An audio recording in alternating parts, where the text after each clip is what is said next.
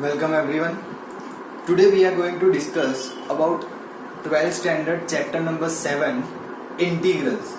But before we get into the integrals, let's try to understand how we come to this particular concept and in which particular topic this concept is. So as we all know that calculus, correct, is a big what we can say is a big concept in which differentiation, integration, differential equation, all those things can come into that particular calculus, even continuity, limit and all those things. So till now what we have done is limits and derivatives, we completed that, correct. Then we have done differential, application of derivatives. Now we are moving towards the integrals. Now before we again understand the exact meaning of integrals, let's try to recall a few concepts how we have understood a differentiation, correct. So if we remember the differentiation, what does differentiation means? It means that the process to let's say the process of finding derivative, the process of finding derivative, correct. Do you recall what was the geometrical representation or interpretation? Geometrical meaning of derivative. Derivative का geometrical meaning क्या था? तो derivative अगर आपको याद हो तो मैंने ऐसा कहा था कि किसी भी कर्व का टेंजेंट फाइंड करना यानी इट्स अ डेरिवेटिव. बेसिकली हम ऐसा बोलते हैं dy by dx, it's geometrical interpretation is the tangent to the curve, but dy by ds is not directly tangent, it is the slope of tangent, correct. If you recall your 11th standard, in that particular you found slope of a line as y2 minus y1 upon x2 minus x1, so we can say it's a delta y by delta x, and if that value is close to 0 we can call it as dy by dx. This is how we have understood the geometrical meaning of the derivative, correct. We all know the process of differentiation, the process of doing derivative is called differentiation. How we are doing that, we all know that symbol notation like dy dx of sine x. So we all know what is the derivative of sine x, we called it as cos x. Same way we have solved so many ways of differentiation like tan x, sec x, another like polynomial, correct, log x, so many kind of differentiation we have solved. Simple. So can we say something like this, that if I have a function f of x, this is my function f of x, and while differentiating I can get f dash x. अगर मैं उसका differentiate करूँ तो I will get f dash x. So how can I write that? If I want to write that particular thing, then I can say d by dx of f of x is equals to f dash x, correct. So अगर मैं f of x से f dash x जा रहा हूं, then this process is called derivative, correct. So the simple question arises that can we go from f dash x to f of x? क्या हम f dash x की मदद से f of x पे जा सकते हैं? तो यस, उस पे जाने के लिए हम यहाँ पे बात करेंगे इंटीग्रल्स की. With the help of integrals हम f dash x से original function f of x पे जा सकते हैं, करेक्ट. एक सिंपल सा कंसेप्ट मैं आपको यहाँ पे समझाने की ट्राई कर रहा हूँ कि suppose d by dx of cos x, d by dx of, let me say sin x only, cos x में अभी थोड़ा कंफ्यूजन नहीं क्रिएट करना है, sin x is cos x. तो what will be the integration of cos x dx? Now I know कि हमें ये टेक्निकल टर्म समझनी है, so let's try to understand. तो इसे रीड कैसे करेंगे? तो कि integration of cos x with respect to x कैसे बोलेंगे? Integration of cos x with respect to x, correct. जिसमें ये जो cos x है इसे हम कहते हैं इंटीग्रांड. क्या कहेंगे? Integrand, correct. जिसमें x जो है, ये जो x है, x will be the variable of integration. Correct है ना। और इंटीग्रल जो है, इंटीग्रेशन जो है, it's a process of integral, correct. जैसे हमने देखा कि भाई डिफरेंशिएशन के अंदर it is a process of doing derivative, वैसे integration is the process of doing integral, correct. तो ये सारी कॉमन चीजें पहले हमने समझ ली, लेकिन द कंसेप्ट इज कि भाई इस कॉसेक्स का इंटीग्रेशन होगा क्या, how can we find the cos x of integration. तो उसे समझने के लिए हम एक काम करते हैं, एक टॉपिक का नाम जनरेट करते हैं कि कैन आई से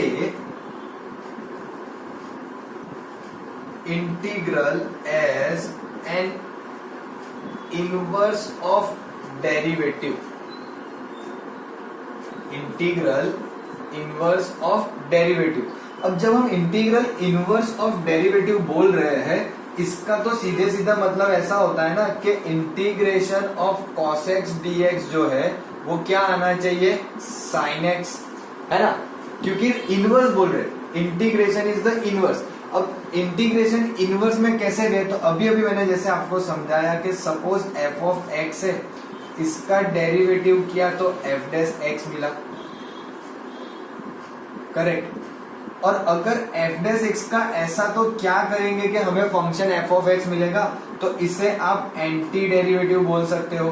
there are so many names, correct, anti derivative या फिर प्रिमिटिव, करेक्ट, या फिर जो हमने अभी बोला integrals, this all are the same thing, यानी कि हम हमारे फंक्शन f डैश x को कन्वर्ट करके f ऑफ x पे ले जा रहे हैं, करेक्ट। तो उसके लिए हम एंटी डेरिवेटिव, प्रिमिटिव, इंटीग्रल ये सारी चीजें बोल सकते हैं। So basically we can conclude something like this कि integral as an inverse of derivative, integral जो है वो क्या होगा, डेरिवेटिव का इनवर्स होगा। लेकिन let's try to understand this way, what will be the derivation of let's say x square plus 3, not let's say x square, let's say x cube plus 3, x cube plus 3 का derivation क्या होगा, तो भाई x cube का होता है 3x square, चलो very good, constant तो 0 हो जाता है। what will be the derivative of x cube plus 4, तो कि भाई 3x square, अरे तो हम यहाँ पे ऐसा समझ रहे थे ना कि इंटीग्रल तो इनवर्स ऑफ डेरिवेटिव होता है, तो साइन का cos x तो cos x का sin x, तो वैसे integral of 3x square dx तो x क्यूब होना चाहिए। लेकिन यहाँ पे आपको original function f of x ध्यान से देखो, it is x cube plus 3, यहाँ पे x क्यूब प्लस 4, लेकिन यहाँ पे भी तो 3x स्क्वायर है, इसका भी मैं इंटीग्रेशन करूंगा तो x क्यूब ही आएगा। तो फिर ये क्या हो रहा है, तो यहाँ पे हम एक चीज का ध्यान रखेंगे कि जब हम इस तरह से इंटीग्रेशन सॉल्व करते हैं तो हमारे जो ओरिजिनल फंक्शन आने वाले होते हैं उसमें कुछ ना कुछ वेरिएशंस दिखते हैं, जैसे यहाँ पे +3 है +4 है, तो उसके लिए हम यहाँ पे एक कांस्टेंट ऐड करते हैं जिसे हम बोलेंगे आर्बिट्ररी कांस्टेंट, या फिर आप इसे बोल सकते हो constant of integration, constant of integration, है ना, कि जब हम इस टाइप के फंक्शन का डिफरेंशिएशन करते हैं तो आंसर तो 3x स्क्वायर आ रहा है, there is no constant present. तो फिर हमारे जब इस तरह के टर्म का या फंक्शन का हम इंटीग्रेशन करते हैं तो हमें तो इस तरह से वेरिएबल वाली टर्म मिलेगी ना, तो ये सारी चीजें फंक्शन में बनने के लिए डिफिकल्ट हो जाती है, जिसकी वजह से हमने यहाँ पे एक कंसेप्ट लाया है कि भाई उसमें +c कर दो। c एक आर्बिट्ररी कांस्टेंट है, it can be anything, it can be any real number, आप जो चाहे वो ले सकते हो, बट एक c ऐड कर रहे हैं, क्यों, क्योंकि वो हमारे इस तरह से फंक्शन को जस्टिफाई करे, करेक्ट। लेकिन ये c जो है वो बहुत इंपॉर्टेंट क्राइटेरिया है। क्यों मैं ऐसा बोल रहा हूँ कि बहुत इंपॉर्टेंट क्राइटेरिया है, तो भाई c फाइंड कैसे करेंगे। अब माना कि भाई x cube plus 3 x cube plus 4, तो 3 और 4 की जगह पे c लिख दिया, लेकिन हमें c पता कैसे चलेगा, तो c की वैल्यू फाइंड करने के लिए हमारे पास कंडीशंस होती है जिसे हम बाउंड्री कंडीशन बोलते हैं। क्या बोलते हैं, बाउंड्री कंडीशन। वो बाउंड्री कंडीशन में आपको x की और y की वैल्यू पता होगी, अगर दो वेरिएबल है तो, फिलहाल एक है तो एक, करेक्ट। यहाँ पे y की वैल्यू इन द सेंस आपको इस फंक्शन को y कंसीडर करना पड़ेगा, वैसे तो x की और y की वैल्यू पता होगी, तो आप जैसे ही ये बाउंड्री कंडीशन आपके इस पर्टिकुलर फॉर्म में रख दोगे तो आपको कांस्टेंट c मिल जाता है। वो सिचुएशन के हिसाब से जो भी होगा वो मिलेगा, मतलब इट कैन वेरी, जैसे आप देख सकते हो कि एक बार 3 है तो भी ये आया, +4 है तो भी ये आया, तो वो सिचुएशन के हिसाब से c की वैल्यू चेंज हो सकती है, जैसे कि x³ + 21 डजंट मैटर, वो किस पे डिपेंड करेगी, आपकी x और y पे। करेक्ट। इस टाइप के इंटीग्रल को हम बोलते हैं इनडेफिनेट इंटीग्रल। क्या बोलते हैं, इनडेफिनेट इंटीग्रल। सो इनडेफिनेट इंटीग्रल क्यों बोलते हैं उसे, क्योंकि हमें यहाँ पे c जो है वो डेफिनेटली क्या है वो नहीं पता है, इसीलिए इसे हम इनडेफिनेट इंटीग्रल बोलते हैं। Am I clear? There is another one which is called as definite integral, जो मैं आपको हल्का सा बताने की ट्राई करूंगा कि डेफिनेट इंटीग्रल है क्या, बट आई होप कि आपको ये इनडेफिनेट इंटीग्रल जो है वो प्रॉपरली समझ में आ गया। Now let's try to understand कि भाई डेफिनेट इंटीग्रल क्या है। करेक्ट। तो डेफिनेट इंटीग्रल के लिए मैं आपको थोड़ा सा आइडिया दूंगा कुछ इस तरह से कि सपोज आपके पास एक कर्व है, करेक्ट, और मुझे इस कर्व के अंडर का एरिया फाइंड करना है। This is from x = a से लेके x = b, ये कर्व का एरिया फाइंड करना है। लेट मी से this curve is y = f(x). Correct. ये हमारी y एक्सिस जो फंक्शन की ही होगी और ये हमारी x एक्सिस, ये y की है, मतलब f(x) ही होगा। करेक्ट। अब मुझे अगर इसका एरिया फाइंड करना है, if I want to find the area under this curve, तो वो कैसे फाइंड करते हैं, तो उसके लिए आएगा कि integral. Correct. Integral a to b। अब ये a to b क्यों लिखा, क्योंकि we are confined to the area under the curve from a से लेके b तक, हम इतने में कन्फाइंड हो गए, मतलब इतनी ही जगह में एरिया फाइंड करना है। तो हमारी स्टार्टिंग वैल्यू a है और एंडिंग वैल्यू b है। f(x) dx, ये होता है डेफिनेट इंटीग्रल। सो डेफिनेट इंटीग्रल जो है वो क्यों डेफिनेट बोलते हैं, उसका रीजन भी आपको इजीली क्लियर पता चल जाएगा कि इनडेफिनेट में ऐसे कांस्टेंट c रहता है, जबकि डेफिनेट में ऐसा कोई कांस्टेंट आएगा नहीं। उसका रीजन बहुत सिंपल है कि इनडेफिनेट के अंदर हमारी बाउंड्री ओपन है, means we can go whatever value, हमें जो भी जितना भी दूर जाना है जा सकते हैं, बट यहाँ पे we are confined with the boundary limits. A से लेके बी तक में हम कन्फाइंड हो गए, इससे ज्यादा हमें नहीं सोचना है। करेक्ट। सो इस तरह से हमें इस चैप्टर के अंदर दो चीजें पढ़नी है, एक डेफिनेट इंटीग्रल और एक इनडेफिनेट इंटीग्रल। पहले हम पूरा डिस्कशन करेंगे इनडेफिनेट इंटीग्रल के बारे में एंड लेटर ऑन पार्ट में हम जाएंगे डेफिनेट इंटीग्रल। करेक्ट। तब तक के लिए अगर आपको कुछ ऐसा लगे नोट डाउन करने जैसा, you can pause the video, rewind it and note it down. Now let's try to understand geometrical interpretation of indefinite integral. Now suppose आपके पास कोई एक फंक्शन है f(x) = 2x और आपको इस फंक्शन का इंटीग्रल फाइंड करना है, तो आप क्या लिखोगे, इंटीग्रल f(x) dx, यानी कि if I write this as, तो इंटीग्रल 2x dx। अब मैंने आपको कहा कि इंटीग्रल और कुछ नहीं बट एंटी डेरिवेटिव होता है, सिंपल।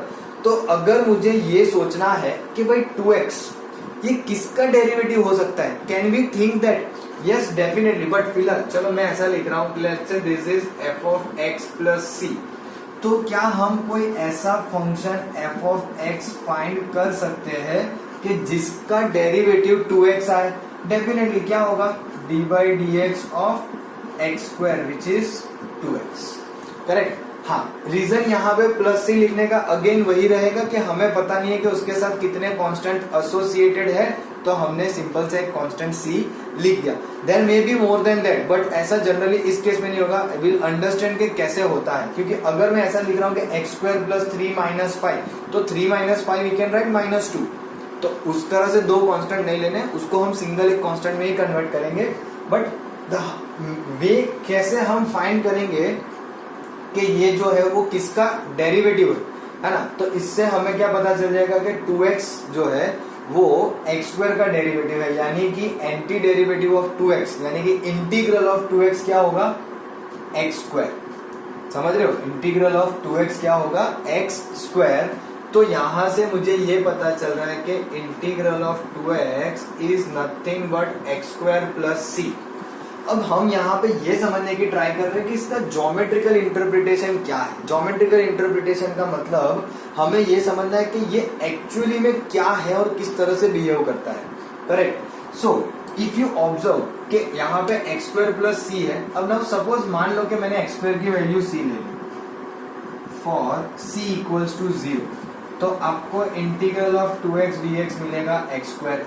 फिर अगर c की वैल्यू 1 ले ली तो एक्स स्क्वायर प्लस 1, c की वैल्यू 2 ले ली तो एक्स स्क्वायर प्लस 2। तो बेसिकली हम ऐसा बोल सकते हैं कि ये जो हमें मिल रहा है this is nothing but the family of curve. इसे क्या कहेंगे?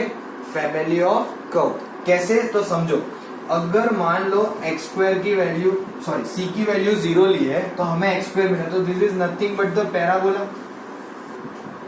Am I right? अगर एक्स स्क्वायर सी की वैल्यू 0 है तो एक्स स्क्वायर बचा, तो एक्स स्क्वायर तो हमें पता है पैराबोला बनता है। Now suppose if you take C equals to 1, C की वैल्यू 1, तो ये हो जाएगा एक्स स्क्वायर प्लस 1, मतलब कि वैल्यू शिफ्ट हो जाएगी 1 पे, तो वो यहां से ऐसे जाएगा। फिर अगर सी की वैल्यू 2 ले ली तो वो ऐसे बनेगा, सी की वैल्यू 3, ऐसे ऊपर जा सकते हो आप, डोंट वरी। वैसे ही अगर सी की value negative, because I told you C can be any number, कुछ भी हो सकता है, रियल, फ्रैक्शनल, जो भी आपको पसंद। तो सी की वैल्यू अगर -1 ले ली तो it can go something like this as well. तो ये हमें क्या रिप्रेजेंट कर रहा है? तो this are the family of curve. कौन सा कर्व? पैराबोला, है ना। जैसे जैसे आप सी की वैल्यू चेंज करते जा रहे हो आपको डिफरेंट डिफरेंट पोजीशन पे पैराबोला ही मिलते जा रहा है, और कुछ मिलना पॉसिबल ही नहीं है। Correct. That is why we generally, आपको अगर ज्योमेट्रिकल इंटरप्रिटेशन समझना हो तो इसका यही सीधा मतलब होता है कि जो भी इंटीग्रेशन हम करते हैं वो आपको एक फैमिली ऑफ कर्व देता है। और ये हम बात कर रहे हैं इनडेफिनेट की। इनडेफिनेट में ही ये पॉसिबल है। अगर मैंने डेफिनेट कर दिया तो एक सीधा आंसर फिक्स, ये पर्टिकुलर वैल्यू है c equals to 0, c minus 1, c plus 1, c की वैल्यू 2, c की वैल्यू 3।